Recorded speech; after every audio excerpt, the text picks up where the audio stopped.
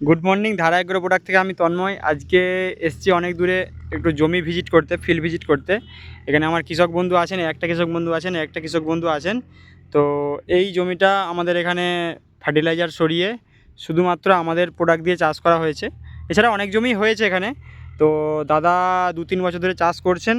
আগে ওনার পরিচয় নেব, তারপরে শুনে নেব উনি কেমন রেজাল্ট পাচ্ছেন। দাদা, আপনার নাম? আমার বংশগোপাল দাস। জায়গাটা? জায়গাটা মন্তেশ্বর থানা, ভরসা গ্রাম, কোন জেলা? বর্ধমান জেলা। বর্ধমান জেলা। আচ্ছা, কী দিয়ে চাষ করছেন?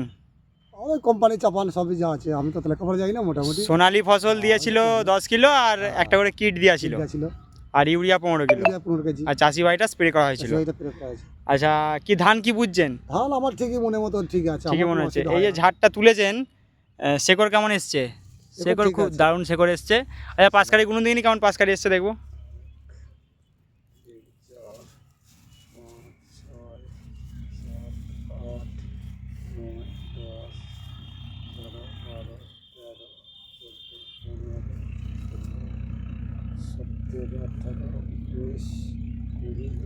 খানা 22খানা পাঁচকাঠি এসছে। আজকে কদিন বয়স হচ্ছে? 1 মাস 10 1 মাস 10-12 দিন। 1 মাস 10-12 দিনে 22খানা পাঁচকাঠি এসছে। দাদা, আপনি কতটা করেছেন?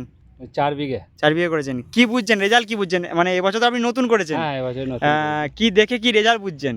থেকে ঠিকই লাগছে। এখন পর্যন্ত ঠিক লাগছে। হ্যাঁ, এখন এবারে পর্যন্ত ঠিক ফলনটা লাগছে। দেখা যাক। এখন কেমন ফলনটা হবে না দেখা হবে, যাক। হ্যাঁ, নতুন চাষ অবশ্যই করেছি, হ্যাঁ। অবশ্যই। তো ঝাড় মোটামুটি সবেতেই ঠিক আছে, অসুবিধা কিছু নেই। 22টা 25টা যে যেমন সব কাঠি তো সমান হবে না, সব কাঠি সমানও আসবেও না। দাদা, আপনি কৃষক দিকে কি বলবেন?